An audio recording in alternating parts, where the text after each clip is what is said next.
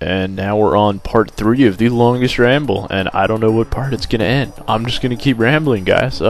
Anyway, continuing to talk about random tournament, jabber is a good word. I'm gonna say pretty much, or just explain the types of lists you see at tournaments, give you a quick review over them, and just, my experiences with them. Now I wrote down 20 lists real quick, and, I'll hopefully go through all of them. Alright, first at the top of the list, first thing that came to mind, Mech IG, or Imperial Guard, that's heavily mechanized. What this involves is usually, like, either Manticores, 2 of them, or 2 Medusas, a combination like that, and then 3 Hydras for heavy support. For troops, you have, usually veterans, and they usually have either 2 or 3 melta guns, or 2 or 3 plasma guns, and a last cannon, depending if they're on a Chimera or not, and it's usually 3-4 Chimeras. A few things people do is they put, give the demolitions upgrade to some squads, give them 3 melta guns, and put them in a Vendetta, which is another thing. Most regardless have 2 Vendettas, which is, just a very useful unit in general. And then for HQ, usually a command squad with, loaded up with plasma guns, usually in a Chimera. It's a very nasty list. It was, it can tango with Wolves and Angels, but, yeah, it mainly, is the king of the tournament scene still. It does have some problems, but most of the time it was called Leaf Blower, so you can kind of imagine just what it does to armies. If you haven't played a Mech IG list yet, I'm going to go over the other armies a bit quicker than that. That was kind of long. Okay, so we have Razor Wolves, which is generally a Space Wolf army that's mounted in Razorbacks.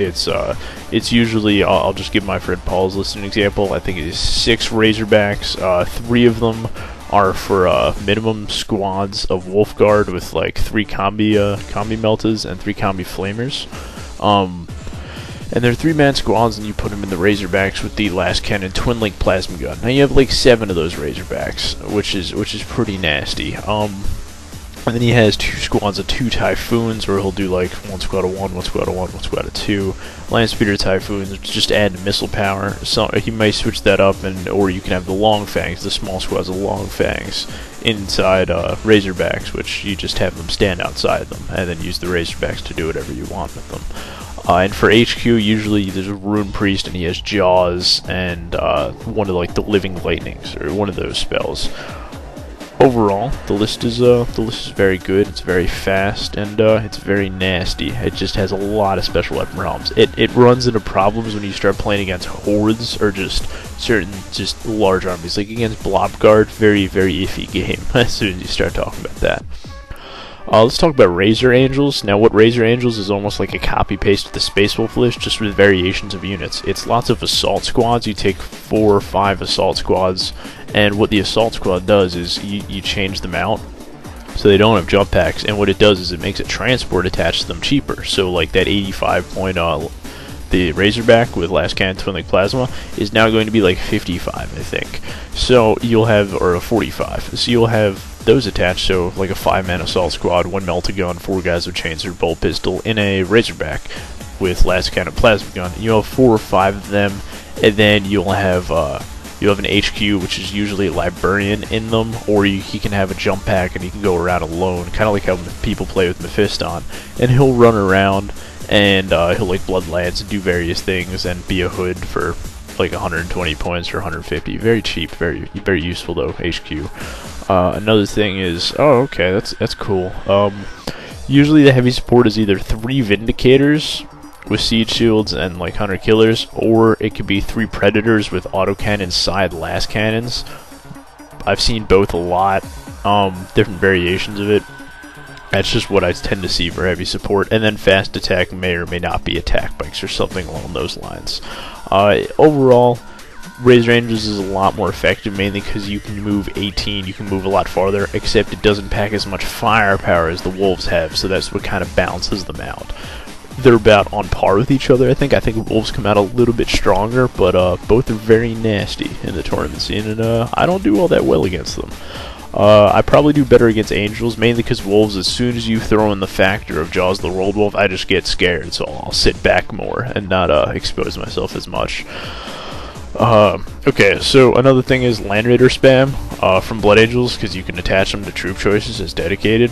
I have run into it twice, and I don't see it a lot at under 2,000 point levels, but at higher point tournaments, you may run into, oh look, I have 4 Land Raider, 5 Land Raider Redeemers, and then Predators or something in heavy support. It's very stupid, but you can do it. I've seen it and just played against it going, I don't know how to deal with this. Alright, next list we have is the Space Marine, the Rifleman spam. You may be like, Rifleman, what's that? Rifleman is a type of dreadnought that's really cheap. It's a dreadnought with 2 twin-linked autocannons, and then you take like a Master of the Forge or whatever, the Tech Marine guy, and he makes you be able to field 6 these dreadnoughts. Now you may be like, that's not that great. And then you have Razorbacks, so 4 or 5 Razorbacks, 6 dreadnoughts with 2 twin-linked assault cannons each. Okay, so what is it? 6 times times 2 for autocannon shots, because you have 2 each. So okay, so now you're on a, okay, so it's like 12 autocannons that are twin-linked. Okay, so that's 24 twin-linked, strength 7, hit on 3 shots. Whoa, man. Yeah, that's very AV11, AV12, so very nasty, actually. And what you do is you run them behind some of the Razorbacks, and you can claim cover and stuff. It's very annoying to deal with. I actually have a problem with the Tyranids because Hive Guard aren't super great against AV12. We can do it, but I'd rather be shooting Rhinos or something. Like, it takes a while. It also, there's so many targets, you can't slam everything at once. And pretty much the army plays on the theory of fail enough saves and or fail enough cover and stuff, and you start dying. It's a good list. It's very rare though, mainly because of usually have to Forge World order the autocannons for both sides, and I've seen it a few times. It performs wonderfully. It's not as common though as the next list, which is the Vulcan list for SM. Space Marine Vulcan list is like Vulcan, 2 Land Raider Redeemers, 10 Thunderhammer Terminators, Vulcan himself, a Librarian that's real cheap usually, or a Lib and Terminator armor. And then you have 2 troop squads. It's light on troops, but that's all you really need. The 2 Rhinos filled with 10 TAC Marines, and usually you combat squad 1 squad out and leave 5 inside, which is pretty nice. Another thing is, for fast attack, which is some of the important things, either you run a bunch of single attack bikes or land speeders. Like, originally Tim Hudak, the guy I painted the Salmon Arm before, he tried 3 land speeders with heavy flamer multi-melta. It worked out good. And then he switched over. I think he runs 5 attack bikes now, because they're 50 points each instead of 75 or 80. So he played around with the points and manages to run 5. Or I think it's like a squad of 2, a squad of 2, and a squad of 1, or it's some variation of that. It's very effective, and against Tyranids, Land Raider Redeemers, and AV14 is what we do not want to see across the table. It causes lots of problems for us. And Thunderhammer Terminators, the list causes problems for us. It causes problems for lots of people. It's very popular for Space Marine lists. It's what happens. I'm not a huge fan of the list. Actually, my buddy Tim said it got boring to play after a while because it's very cookie cutter of the list of how it works. You do the same thing over and over again. I have problems against the list, but I've played it enough that I know how to beat it. It will cause trouble for a lot of Tyranid players, mainly because Thunderhammer Terminators and Trigons don't mix at all. It's very bad. Alright, the next list is Pod Wolves. Now you may be like, why isn't Space Marine Pod or Pedro with like the Stern Guard good? Well, potting Wolves is actually very nasty because you throw a whole bunch of just nasty combat troops with melta guns into the middle of the opponent and dreadnoughts and all that fun stuff. It's won tournaments. If you look at like War Games Con stuff and like a few other tournaments, you'll notice like, ooh, potting wolves is in the upper. Why are they that high? For some reason they do very well.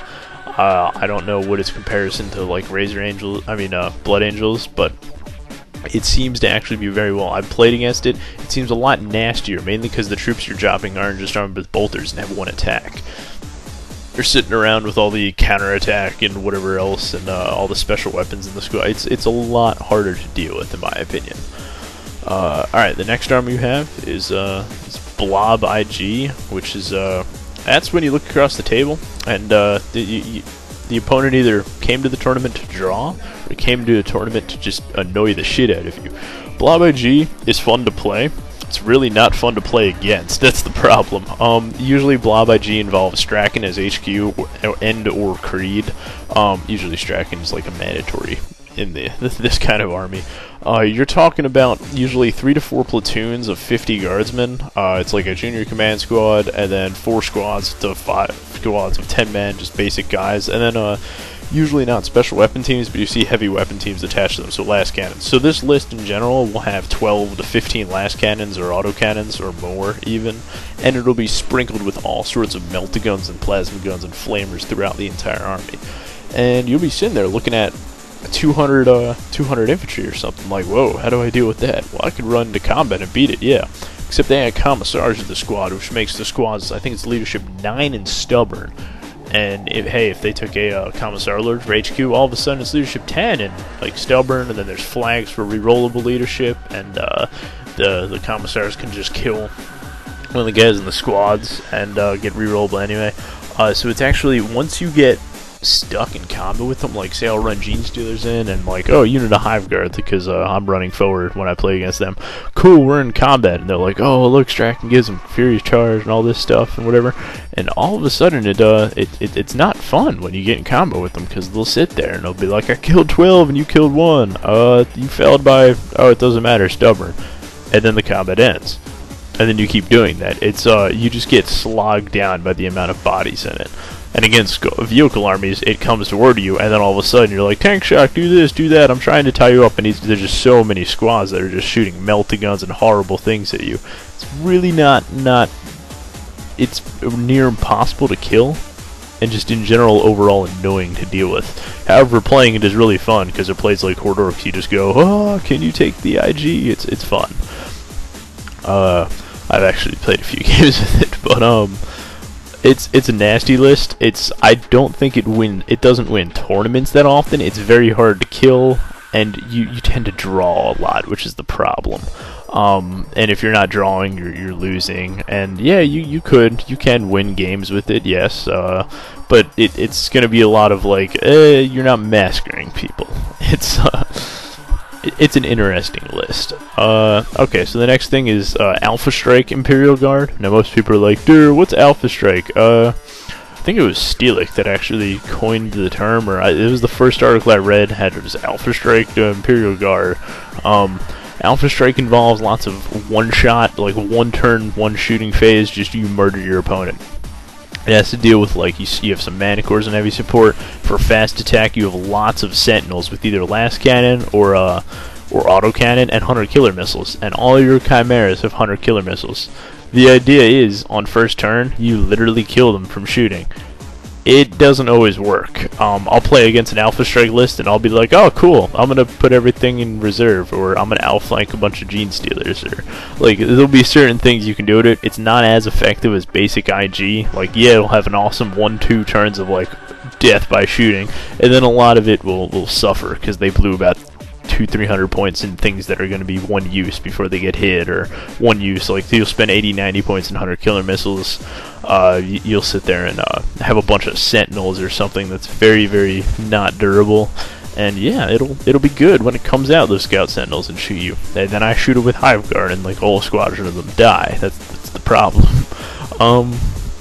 It's not a great list, but it can definitely throw down. I've seen it. It's beat me once or twice, but then again, I've played it once or twice, and that was a really good shooting phase. I'm still alive. Hey, autocannon, the Sentinels. What are you doing? Yeah. It's an interesting list. If you play it right and really smart and know exactly what you're doing, it could be brutal, but Mech IG looks a little more durable. I like it a lot better. And I'll finish up the rest of the armies in part 4 of this awesome Ramble thing that I'll be uploading later. Alright, so yeah, next video. Click part 4. Yeah, watch it. You know you want to watch it.